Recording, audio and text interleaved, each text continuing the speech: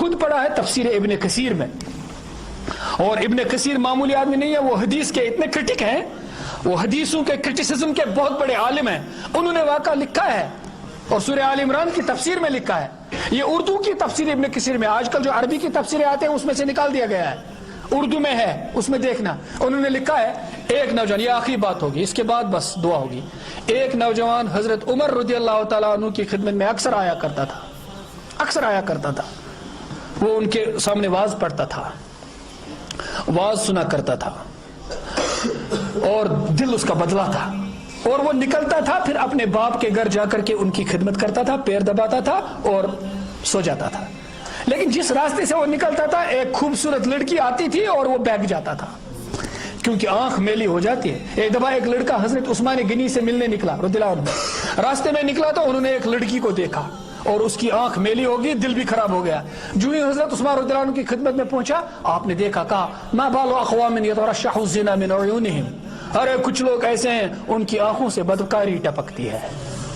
آنکھوں سے بھی پھر پتہ چلتا ہے، یہ لکھ دیا جاتا ہے جو کچھ آدمی دیکھتا ہے. تو یہ لڑکا نکلا اور نکل کر گیا تو اس کی آنکھ میلی ہو گئی. بہت دن تک اس نے پھسلانا شروع کر دیا، یہ پھسلا نہیں. ایک دن تو اس عورت نے کہا میرے گھر آ جاؤ، گھر میں کوئی نہیں ہے. تو اس نے بھی گناہ کا ارادہ کر لیا. جو ہی گناہ کا ارادہ کر لیا تو یہ اندر گیا، اندر کوئی نہیں تھا. اس کا ایک دم اللہ کا قرآن یاد آیا. اللہ کہتا ہے کہ بھئی اللہ سے ڈرو، توبہ کرو. تو اس کا ایک قرآن یاد آیا تو وہ ڈر گیا اور پیچھے چلا گیا اور بھاگ گیا اور اپنے باپ کی مجلس میں پہنچا اور بہت رو رہا ہے. باپ نے کہا تم کیوں رو رہے ہو؟ کہا ابا اس طرح ہوا، میرے دل میں گناہ کا ارادہ بن گیا. کہا کیا تو نہیں؟ کہا کیا نہیں، لیکن میرے اوپر شیطان نے کیوں ایسا غلبہ کیا کہ مجھے وہ گناہ کا جذبہ پیدا ہو گیا. تو اب رو رہا ہے، اتنا رو رہا ہے کہ کہتے ہیں رات نصف ہو چکی تھی، روتے روتے اس بچے کا انتقال ہو گیا. کیا گناہ پر افسوس کے ساتھ انتقال ہو سکتا ہے؟ میں اس پر بھی قسم کھا سکتا ہوں، گناہ پر افسوس کے وقت انتقال ہو سکتا ہے. اتنا افسوس ہو جائے انتقال ہو سکتا ہے. تو اس کا انتقال ہو گیا.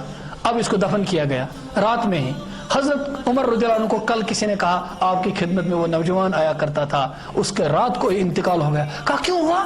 کہا اس کی سٹوری یہ ہو گئی، اس کو افسوس ہوا کہ میں آگے کیوں بڑھا تھا. اس افسوس سے وہ اللہ سے ڈر گیا اور وہ مر گیا. تو حضرت عمر نے کہا مجھے اس کی قبر پہ لے چلو. تو ان کو اس کی قبر پر لے گئے.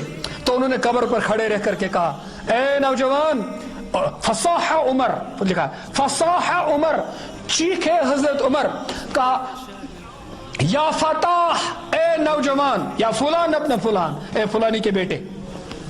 باپ کا نام لے لیا.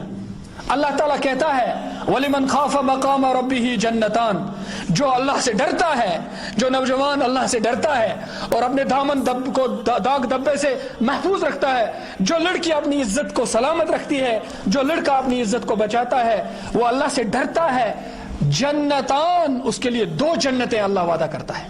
کتنی جنتیں؟ ایک نہیں، کتنی؟ اور کہا سنو سنو قبر پر، سنو اے لڑکے، تو اللہ سے ڈرا، تیرے لیے 2 جنتوں کا وعدہ ہے. فَأَجَابَ الْفَتَى مِن دَاخِلِ الْقَبْرِ، میں کبھی نہیں کہتا اگر ابن کثیر نہ کہتے. یہ عجیب سی بات ہے، ہو سکتا ہے کسی کو نہ دکھائی دے، اللہ کے ولی کو تو آواز آئی. فَأَجَابَ الْفَتَى مِن دَاخِلِ الْقَبْرِ، اس جوان نے قبر کے اندر سے آواز دے دی.